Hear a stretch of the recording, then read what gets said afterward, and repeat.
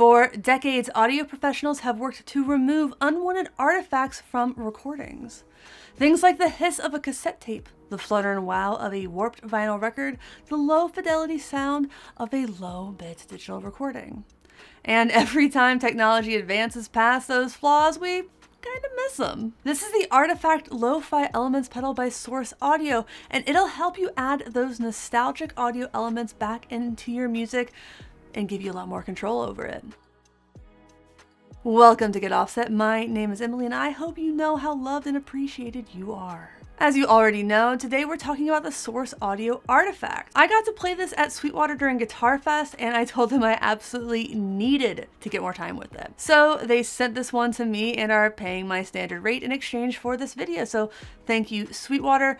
By the way, I genuinely recommend buying from Sweetwater. It's my favorite place to actually spend money on the internet. Their support team is so helpful and knowledgeable, and when you are there, you can tell how happy they are, and happy employees is usually indicative of a pretty excellent company in my experience. By the way, if you're watching this in September of 2024, it's officially Guitar Month at Sweetwater. They have tons of amazing deals this month, so click on the affiliate link in the video description or up in the corner of the screen there if you want to scope those deals. But let's go ahead and get into this pedal and its sounds. I'll be playing my Jazz Master with Fender's Cuneife Cobalt Chrome pickups and the Benson Chimera plugin from MixWave. By the way, I'll try to remember to include a link to the video where I installed these pickups if you're curious. Over the years, we've seen a lot of lo-fi pedals. Most of them focus on one type of lo-fi sound, though some have multiple algorithms. The Source Audio Artifact bills itself as a, quote, comprehensive collection of all the hazy, scratchy, wobbly, and broken tones that epitomize the term lo-fi. This pedal has TS stereo ins and out, is MIDI compatible, and like with all Source Audio pedals to my knowledge, you get a ton of control over this pedal. You get even more if you use the app, but I'm going to focus on the onboard sounds and presets to give you a good idea of what you can pull out of this pedal. Let's start with this 7-way selector switch there. Out of the box, the sounds relate to what's on the face of the pedal here. Radio, tape, µVerb, I think it's pronounced µVerb, crush, ladder, vinyl, and glitch, but you can overwrite them in the Neuro 3 app if you'd like to. So let's go ahead and dig into radio. So far, my favorite radio sounds are mix and filter at 100, vary at least 50%, destruct down, and bandwidth at low or medium. So let me go ahead and set those up and we'll hear how it sounds.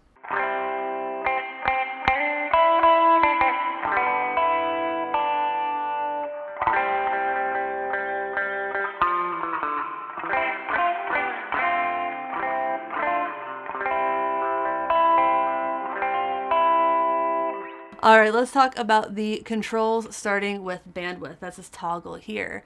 Bandwidth is your types of radio. It's officially 3 different EQ presets based on old time radio, low, which is this, a mild lo-fi radio, medium, which is this, and a full frequency range, which is this. I'm gonna, for the most part, stay away from that high during this video. On all of the presets, pretty much bandwidth relates to essentially the fidelity overall, and it's a lo-fi pedal, so I don't want a lot of fidelity. Vary adjusts the amount of dynamic compression applied to the signal. Personally, I like it higher. You might not.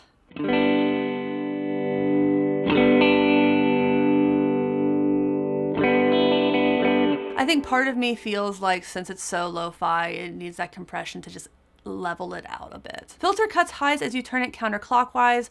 I like it high on this setting, so I have it up high, but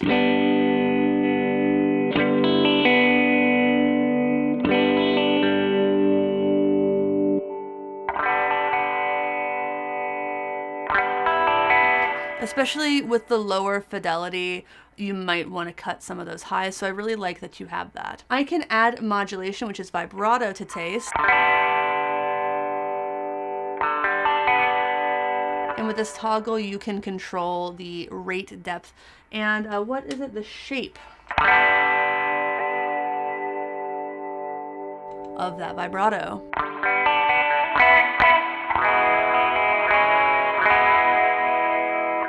Destruct gives you that radio transmission failure. In other words, it recreates the sound you get when you drive too far from a radio station tower on a road trip. You can already hear it.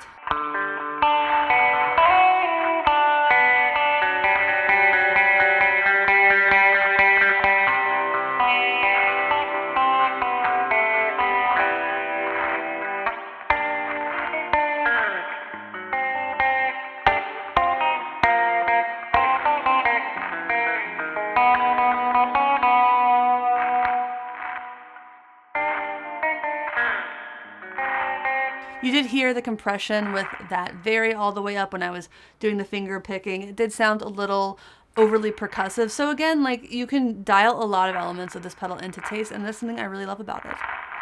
Oh, and by the way, you can add a little extra noise. It sounds like a vinyl record spinning, the noise from a vinyl record in the background, so.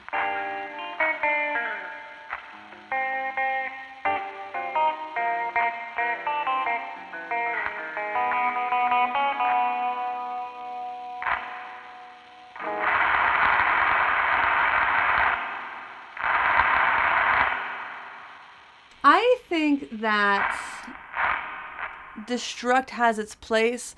It's not my favorite thing. I'm a little torn on it. Let me know your thoughts on Destruct in the comments. Is it cool, or is it just a little bit like too much? All right, let's go ahead and turn this toggle to tape. So here's kind of a bass sound. Here's what I'm going to do. I'm going to turn it Destruct, which adjusts the overall level and adds overdrive, to noon.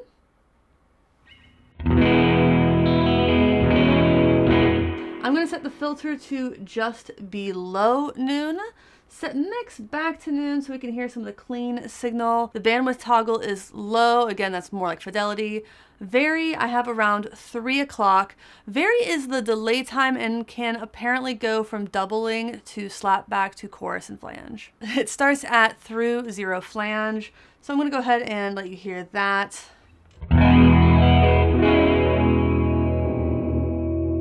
To flanger.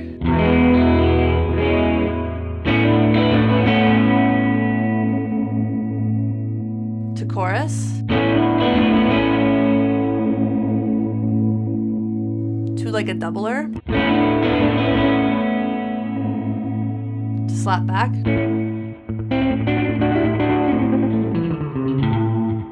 To just regular delay. So I want it kind of slap backy. I like that. Modulation is the flutter and wow.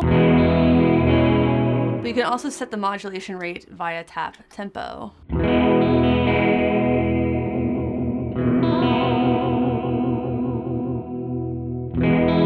Shape is the most interesting part of the modulation to me with regards to this effect. It adjusts the amount of tape noise in the modulation path. Think of it as tape age.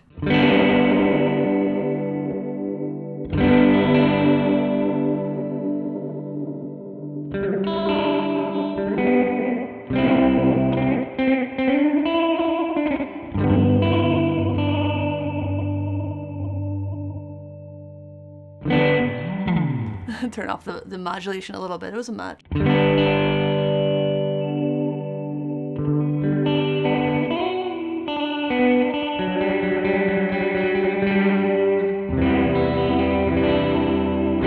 So going back to bandwidth, that's where all of these change based on the sound. You can think of that as, again, fidelity. There's one exception. I'll get there when I get there. I'll shout it out when it happens. I'm not going to go through the whole, this is what it is every single time. Oh yeah, and speaking of delay, you can hold down the option switch for self-oscillation.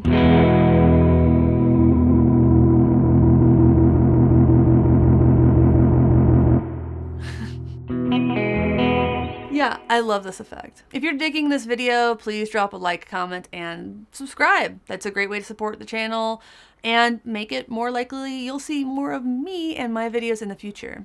You can also turn on notifications, and I do appreciate everyone who opts into that. Next, we have µVerb. This is a reverb effect that uses delay plus diffusion, similar to how they did it in 8-bit video games. It's comparable to a belt and brick approach for creating dark, spring-like reverb simulations.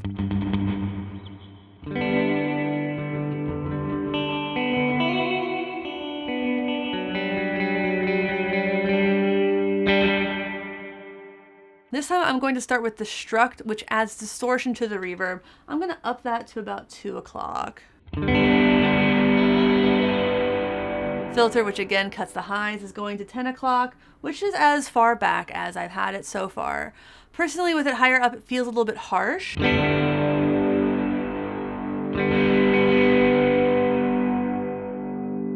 So I'm going to warm it up a little bit. Vary adjusts the feedback level, so you can think of it as a dwell.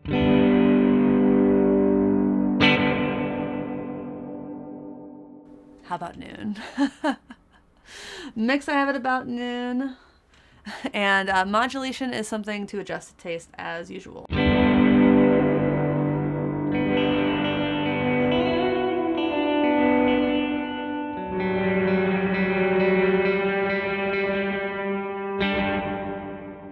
Are you already sold on this pedal? Or maybe you're in the market for a guitar or strings? Whatever musical gear you're looking for, please consider clicking on the affiliate link to Sweetwater in the video description. When you buy something with those links, it doesn't cost you anything extra, but Sweetwater shares a portion of that sale with me. It's a great way to support this channel doing things that, let's be honest with ourselves and each other, we were probably going to do anyway. Up next we have Crush, which is a bit crushing sound. I've never really gotten along with bit crushers on a personal level, but this might change my mind.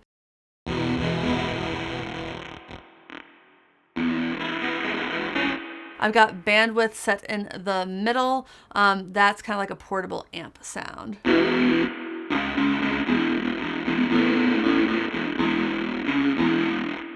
This is in general one I want to spend a lot more time with because it's something I feel like I've never really understood before, but I kind of understand it now.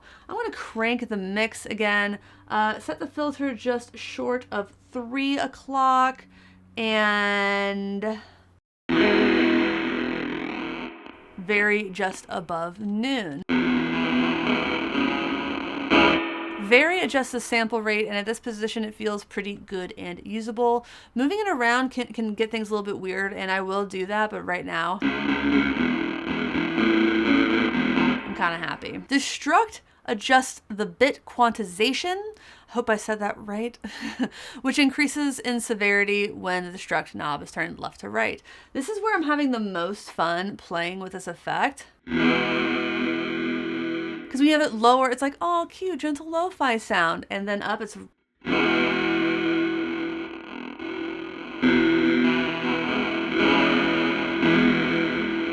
kind of rude. It's a bit of a fuzzy kind of sound. And when I say rude, I mean that as a compliment.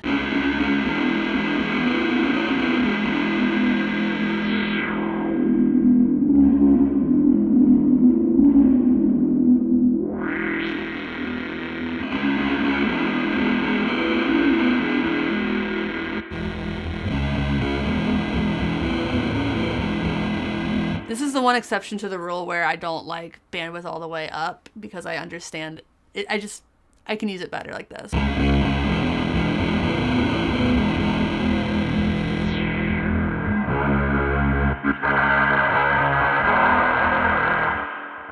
Even with Destruct down, you can hit this option. Oh, it's been engaged the whole time. But that's a pitch modulation, and I find it very, very pleasing. I can imagine using it with my band in this kind of setting. Bring that back up.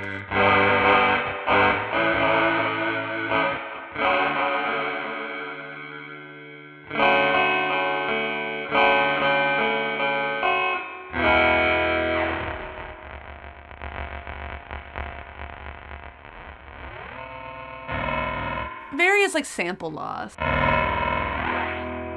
I don't remember if I said that. So that's like no sample loss. And you get more.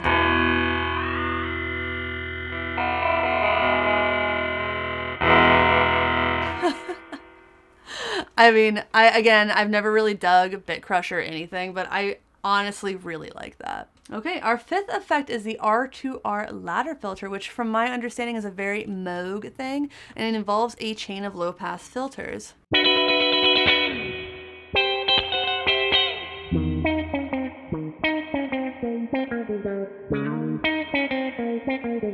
Off the bat, it sounds like an envelope filter, which isn't surprising. So let's do mix at 3, 9 o'clock for destruct and filter. And by the way, destruct is the filter's internal overdrive. So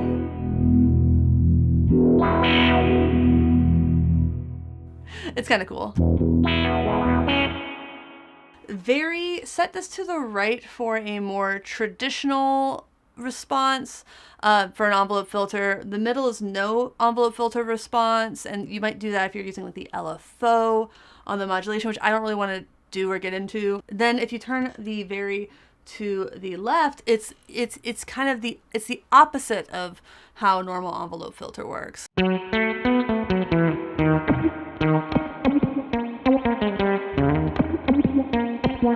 Check that out, it's a bonkers. It works better with the filter up a little bit.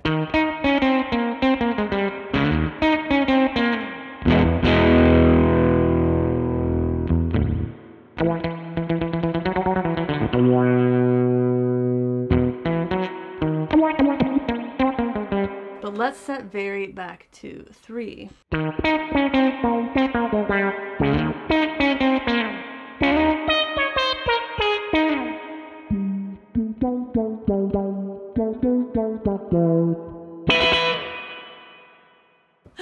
As I said before, modulation sets the LFO rate and depth. You can turn off the LFO filter by turning the depth down.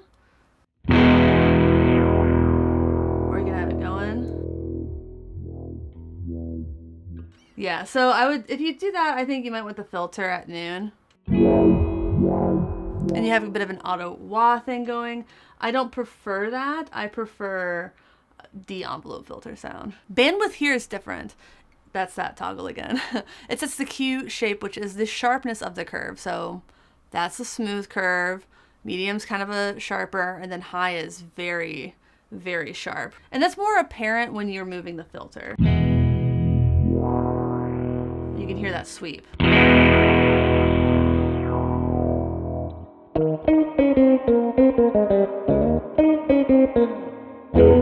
By the way, it can also have an echo.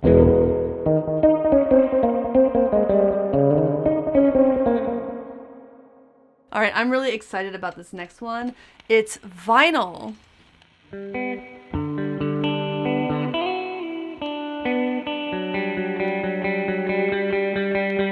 I'm gonna set the mix to just under full blast. Highs, I'm just gonna have that under noon to make it a little bit warmer. Destruct is the surface noise, which I'm keeping at 9. Beep. And I just don't want too much of a good thing, you know.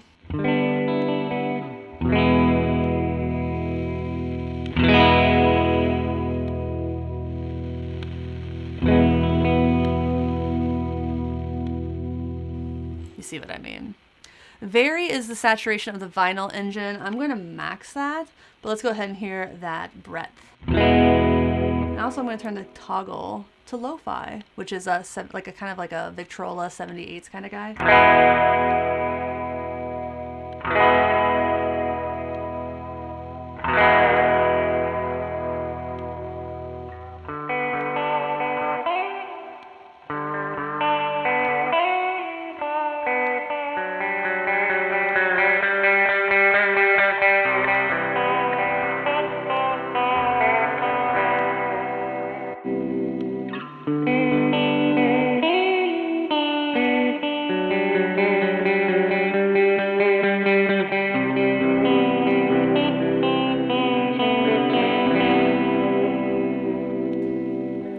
Panic where you're wondering, did I actually turn on the other camera? Anyway, modulation is flutter and wow. Add that to taste. Tap is pretty cool. It creates a little vinyl loop. It's short like a skipping record, and it's hard to do with hands, but here is the gist, hopefully.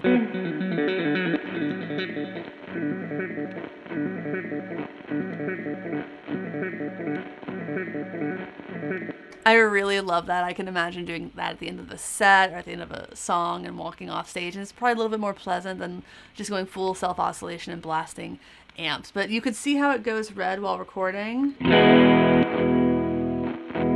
And then it goes to purple. And you tap again to dismiss the loop. Last but certainly not least is glitch. This is the one that sold me on this pedal. This is the reason I had to have it. It's hard to explain, so just listen to it.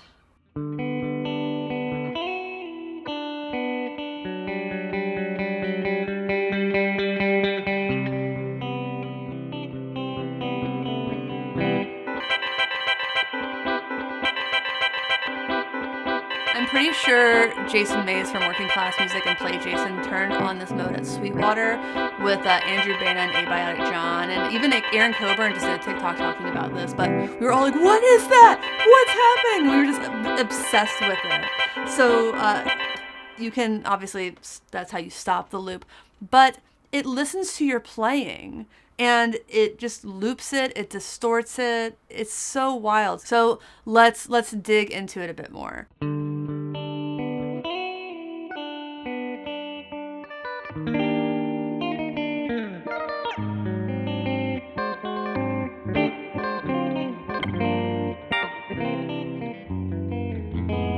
let's talk about the controls. I'm gonna set mix to noon. Destruct adds a smooth diode type distortion if the glitched signal isn't mangled enough for your taste. Adjust,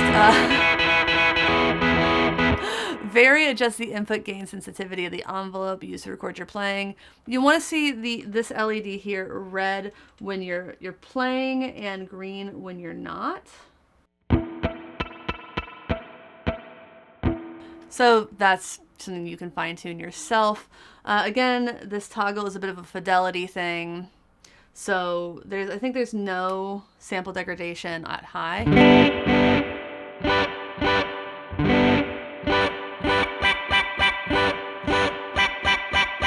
So you can hear that difference there. Filter adjusts the center point frequency of the letter LPF. So let's hear that.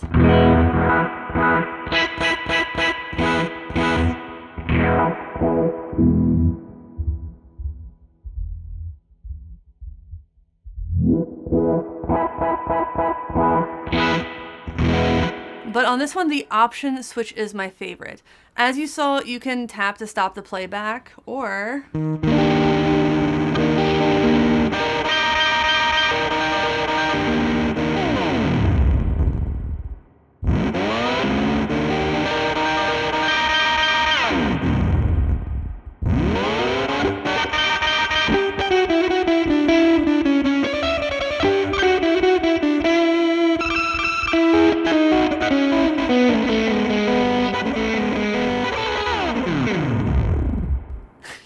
it sounds like a tape being quickly slowed / stopped and then restarted again.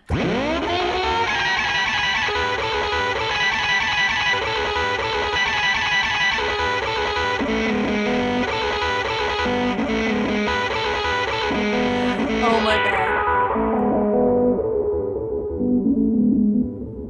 Yes. Oh, that's so cool. And if you use MIDI, you can unlock so much more. I mean, there's just so much going on with this pedal. The manual is like 45 pages. It's a very good manual. It's a long manual. I mean, it even ships with like a dozen or more onboard presets, including ones based on VHS, classic doublers, the tone from the Twin Peaks theme song, and Tron sounds. It would be impossible to cover all that's possible with one video, but I hope you get a solid idea of what this pedal is capable of, and I really hope you get one to like try out for yourself, because it is so inspiring. If you liked this video, please check out the video on the screen where I covered the Source Audio EQ2. Again, hit up those affiliate links, especially during Guitar Month at Sweetwater. Like, comment, subscribe. Thanks for watching. Thanks for understanding. Until next time, my name is Emily. Goodbye.